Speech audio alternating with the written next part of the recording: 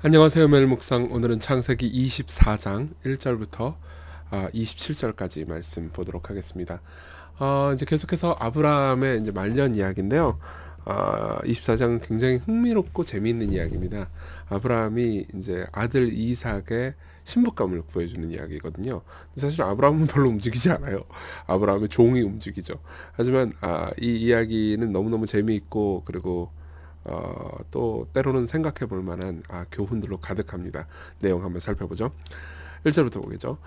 아브라함이 나이가 많아 늙었고 여호와께서 그에게 범사에 복을 주셨더라. 이때가 이제 140살 정도 될 때입니다. 아직 삶이 뭐 30몇 년 더 남긴 했는데 그래도 진짜 늙었을 때죠.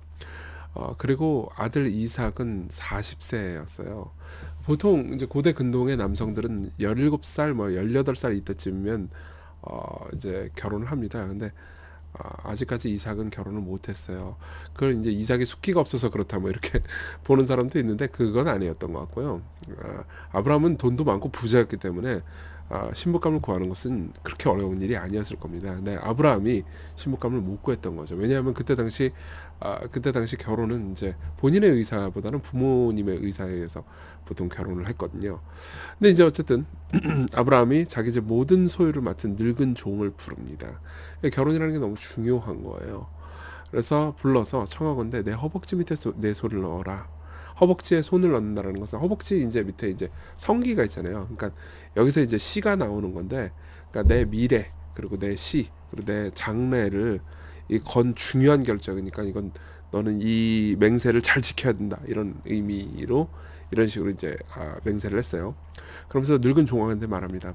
내가 너에게 하늘의 하나님 땅의 하나님이신 여호와를 가리켜 맹세하게 하노니 너는 내가 거주하는 이 지방 가나안 족속의 딸 중에서 내 아들을 위하여 아내를 택하지 말고 내 고향 내 족속에게로 가서 메소포타미아로 가서요 내 아들 이삭을 위하여 아내를 택하라, 이렇게 얘기를 합니다. 왜 그랬을까요? 이건 좀 설명이 필요한데요. 아브라함은 셈족이잖아요. 근데 노아 홍수 기억나시나요? 좀 돼가지고 여러분들이 기억이 안 나실지 모르겠는데, 노아의 아들 셈과 함과 야벳이 있었는데 그 중에서 이제 셈이 복을 받잖아요. 그리고 아브라함은 셈 출신입니다.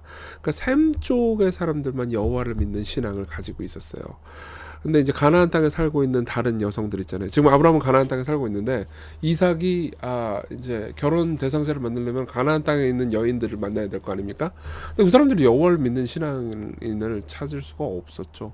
그러니까 이제 아브라함은 자신이 살고 있는 땅에 어쨌든 여호와를 믿는 신앙인이 있을 거라고 생각하고, 내 아들에게 진짜 좋은 신앙인을 찾아줘야겠다, 이렇게 생각을 했던 거죠. 사실 이건 중요한 문제였습니다. 왜냐하면 아브라함은 자신의 씨로부터 이제 구원이 시작된다. 그리고 자신의 씨로부터 결국은 하늘의 별과 같이 바다의 모래같이 이 세상을 구원할 씨가 올 거라는 거에 대해서 굳건한 믿음을 가지고 있었죠. 그러니까는 자신이 결혼하는 것도 결혼하지만 자신의 자녀가 결혼할 대상은 너무너무 중요한 거예요. 사실 여러분 창세기 3장에 보면요. 이 타락한 인류에 대해서 하나님께서 주신 소망이 뭐냐면은 여자의 후손이었거든요. 그러니까 씨로부터 그 어떤 후손으로부터 구원이 온다라는 얘기인데, 그러니까 그 후손을 낳을 여자는 너무너무 중요한 존재잖아요. 그러니까 이제 결혼이 너무너무 중요한 문제였던 겁니다. 그래서 이제 메소포타미아에 데리고 가서 한 900km 정도 돼요. 거기 가서 데리고 오라고 그래요.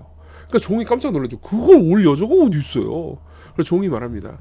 여자가 나를 따라 이 땅으로 오려고 하지 아니하거든. 당연히 안 하겠죠. 내가 그러면 이삭을 데리고 갑니까? 주인의 아들을 주인이 나오신 땅으로 인도하여 돌아가립니까? 그러니까 아브라함이 말합니다. 아이, 그건 안 되지. 그 얘기를 내 아들을 그리로 데리고 돌아가지 아니하도록 해라. 하늘의 하나님 여호와께서 나를 내 아버지의 집과 내 고향 땅에서 떠나게 하시고 내게 말씀하시며 내게 맹세하여 이르시기를 이 땅, 가나안 땅 있잖아요. 이 땅을 네 씨에게 이삭에게 주리라 했으니 그분이 하나님이요, 그 사자를, 하나님의 사자를요, 여호와의 사자죠. 우리 계속 보면서 많이 봤죠. 너보다 앞서 보내실지라. 그러니까 네가 가긴 갈 건데 하나님의 사자가 먼저 가 계실 거야. 그래서 신부감을 이미 찾고 계실 거야. 네가 거기서 내 아들을 위해서 아내를 택해라, 이렇게 이야기를 합니다. 만일 여자가 너를 따라오려고 하지 아니하면은, 그러니까 하나님께서 여호와의 사자가 먼저 출발하지 않으시고 미리 리브가를 골라주신 게 아니면 내 맹세가 너와 상관이 없나니 오직 내 아들을 데리고 그리로 가지 마라. 그러면서 종은 어떻게 했냐? 그 주인 아브라함의 허벅지 아래 손을 넣고 이 일에 대해서 맹세를 합니다. 이에 종이 그 주인의 낙타 중 10피를 끌고 떠났어요. 그러니까 꽤 많이 데리고 온 겁니다. 그러면 지금으로 치면 뭐 이제 대형 세단 한 10개 가지고 간 거예요. 비싸요, 낙타. 곧 그의 주인의 모든 좋은 것을 가지고 떠나 메소포타미아로 가서 나홀의 성에 이르러 그 낙타를 성막 우물 곁에 꿀렸으니 저녁 때라. 여인들이 물을 기르러 나올 때라. 보통 이제 낮엔 더우니까 저녁에 물 기르러 나온단 말이에요. 그가 이르되, 종이 이르되, 우리 주인 아브라함의 하나님 여호와여, 오라건대 오늘 나에게 순조롭게 만나게 하사 내 주인 아브라함에게 은혜를 베푸소서. 헷세드를 베푸소서. 이 은혜라고 말하는 것은 하나님의 사랑이라고도 번역되고 은혜라고도 번역되는데요, 호의라고도 번역되고, 이것은 흘러넘치는 친실하고 끈질긴 하나님의 사랑을 가리키는 단어예요. 아브라함이 평생 받았던 거죠. 그러니까 이번에도 이 은혜를 주십시오, 이렇게 한 거예요.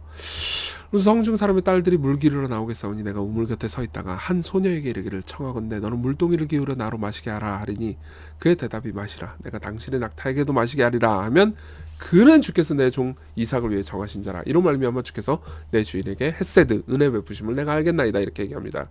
그러니까 이거예요. 제가 물 좀 달라고 할 건데, 그 물 좀 달라고 하는 그 여자 중에서 나한테 물 줄 뿐만 아니라 내 낙타한테도 물 주는 사람이면 하나님께서 택하신 사람인 줄 알겠나이다, 이렇게 얘기를 합니다. 왜 이런 식으로 하냐? 이유는 간단해요. 은혜잖아요. 은혜는 뭐냐면 흘러넘치는 사랑이거든요. 물 좀 주세요. 그럴 때 이 종에게만 물을 주는 거잖아요. 그럼 그냥 호의입니다. 근데 낙타에게도 물을 주는 거잖아요. 그러면 흘러넘치는 호의인 거죠. 그러니까 지금 종은 이렇게 생각한 거예요. 하나님, 흘러넘치는 사랑을, 흘러넘치는 은혜를 아는 사람이 내 주인의 아들의 아내가 될 수 있습니다. 이렇게 신앙 고백을 했던 거죠. 그래서 어떻게 하냐? 말을 마치기도 전에 리브가 뚝 나타납니다. 그래서 물동이를 어깨에 메고 나오니 그는 아브라함의 동생 나홀의 아들 밀가의 아들 부두엘의 소생이라. 아브라함은 친척이에요. 그 소녀는 보기에 심히 아름답고 지금까지 남자가 가까이지 아니한 처녀인데, 그가 우물로 내려가서 물을 물동이에 채워가지고 올라오는데요. 종이 가서 말합니다. 청컨대 네 물동이에 물을 내게 조금만 마시게 해라. 그러니까 그녀가 이르되, 리브가가 내 주여 마시소서 함이 급히 그 물동이를 손에 내려서 마시게 하기를 하고 이르되, 당신은 낙타를 위해서도 다 드디어 나타났어요. 낙타도 주죠. 낙타를 위해서도 물을 길어 그것들로 배불리 마시게 하리이다 하고, 또 급히 물동이에 물을 구유에 붓고 다시 기르려고 우물로 또 달려가요, 급하게. 그래서 모든 낙타를 위해서 깃는지라. 보세요, 흘러넘치는 사랑이 있죠. 리브가는 계속해서 흘러넘치게 은혜를 베풉니다. 그냥 적당히 은혜를 베푸는 게 아니고요, 항상 적당한 선을 넘쳐서 은혜를 주죠. 그 사람이 그를 종이요 묵묵히 주목하면서 여호와께서 과연 평탄한 길을 주신 여부를 알고자 하더니 낙타가 마시기를 다하매 그가 반세겔 무게의 금 코걸이 1개와 13개의 무게의 금 손목걸이 1쌍을 줍니다. 이것도요, 그러니까 이 종이 리브가한테 흘러넘치게 준 거예요. 보통 이 정도 사례는 그냥 적당한 돈을 주면 됩니다. 근데 당시에는 진짜 이건 뭐 결혼할 때 삭 정도의 엄청난 돈을 줘요. 그러면서 이르되 네가 누구의 딸이냐 청하건대 내게 말하라. 네 아버지의 집에 우리가 유숙할 곳이 있느냐. 그러니까 그 여자가 그에게 이르되, 저는 밀가가 나홀에게서 나온 부두엘의 딸입니다. 또 이르되, 우리에게 집과 사료가 족하며 유숙할 곳도 있나이다. 계속해서 넘치도록 사랑을 주죠. 그러면서 이에 그 사람이 머리를 숙여 여호와께 경배하고 이르되, 나의 주인 아브라함의 하나님 여호와를 찬송합니다. 나의 주인에게 주의 사랑, 여기서 사랑도 헷세드예요. 헷세드는 흘러넘치는 사랑이죠. 성실을 그치지 아니하였사오며 여호와께서 길에서 나를 인도하사 내 주인의 동생 집에 이르게 하셨나이다 하니라. 이렇게 얘기합니다. 아주 흥미롭죠. 우리 적용을 해볼까요? 첫 번째로는 결혼에 대해서 좀 얘기를 해드릴게요. 결혼하신 분도 있고 결혼을 준비하고 계신 분들도 있을 겁니다. 우리 교회는 또 청년이 많으니까 후자도 많죠. 아브라함은요, 자신에게 주어진 약속을 믿고 있었어요. 그러니까 네 씨가 하늘의 별같이 땅의 모래와 같이, 그죠? 그리고 그 후손을 이어갈 거 중요하게 생각했어요. 그러니까 당연히 결혼이 중요하죠. 아까도 얘기했죠. 그럼 아브라함은 뭘 원했던 겁니까? 아브라함은요, 여호와 하나님을 믿는 신앙인을 원했고 무엇보다 흘러넘치는 은혜를 이해하는 사람을 원했습니다. 그래서 흘러넘치는 은혜를 베풀 수 있는 사람을 원했죠. 여러분, 이게 결혼의 본질이에요. 결혼은요, 흘러넘치는 사랑, 그러니까 신자의 결혼이 이거예요. 흘러넘치는 하나님의 사랑인 헷세들을 알고 누리고 이해하면서 그걸 서로에게 주는 것, 이게 결혼입니다. 그러니까 여러분, 경건한 상대를 만나서 결혼해야 된다고 말씀을 드리는 거예요. 결혼의 본질은 이 사랑을 계속해서 서로에게 죽는 날까지 주는 것, 이걸 연습하는 겁니다. 그러니까 여호와 하나님의 사랑을, 예수 그리스도의 사랑을 알지 못하면 이 헷세들을 서로에게 줄 수 없겠죠. 그리고 두 번째로는요, 이 앞서 가신 사자를 바라봅니다. 이 사자의 활동은 나타나지 않지만은 뻔하죠. 하나님께서 아브라함이 이렇게 얘기했어요. 아브라함이 뭘 이제 했냐? 야, 네 종한테 얘기할 때 너 가기 전에 내 사자가 메소포타미아, 여호와의 사자가 메소포타미아로 먼저 가셔서 리브가를 준비시키고 계실 것이다. 이렇게 얘기를 해요. 그리고 그 여호와의 사자는 여러 번 얘기했죠. 성자 하나님이라고요. 예. 평생 아브라함의 일생 가운데서 아브라함 먼저 일하셔서 아브라함을 인도해 주신 분이에요. 그분이 늘 흘러넘치는 은혜를 주셨죠. 이 여호와의 사자이신 성자 예수님은 우리보다 먼저 우리를 위해서 사랑으로 죽음을 선택하신 분입니다. 십자가로 우리가 원하지 않을 때 십자가라고 하셨고요. 우리가 그분을 알지도 못할 때 우리를 위해서 먼저 일하신 분이세요. 여러분들이 예수님을 믿었다면 예수님이 여러분들을 먼저 일하셨기 때문입니다. 그리고 우리의 삶 전체를 통해서 계속해서 그냥 사랑이 아닌 흘러넘치는 사랑, 적당한 사랑이 아닌 예의를 적당히 차리는 정도가 아닌 자신의 모든 것을 주시는 사랑을 주셨죠. 여러분들이 이분을 신뢰한다면요, 여러분들은 용기 있게 신앙이 없는 사람과, 청년들 잘 들으세요, 신앙이 없는 사람들과 결혼하지 않을 수 있을 겁니다. 내 삶을 인도해 주실 거잖아요. 이분이 나를 사랑해서요. 그리고 결혼하신 분들 중에서 아직 신앙이 없는 분들, 결혼하신 분들 계실 거예요. 그분들을 위해서 기도합니다. 같이 우리 기도했는데요. 미래의 결혼을 위해서, 그리고 현재 결혼 생활을 위해서 기도합시다. 아직 내 배우자가 은혜를 모른다 그러면 은혜를 알게 해달라고 기도하세요. 예. 지금이라도 늦지 않았으니까 그렇게 기도하십시오. 그리고 청년들 제가 말씀드리는데요. 용기를 가지십시오. 하나님 여러분들이 인도하실 겁니다. 예. 그리고 은혜를 아는 사람과 결혼할 수 있게 해달라고 기도합시다. 예수님의 은혜를 아는 사람이요. 그리고 그 예수님을 바라보는 기도를 합시다. 같이 기도합시다.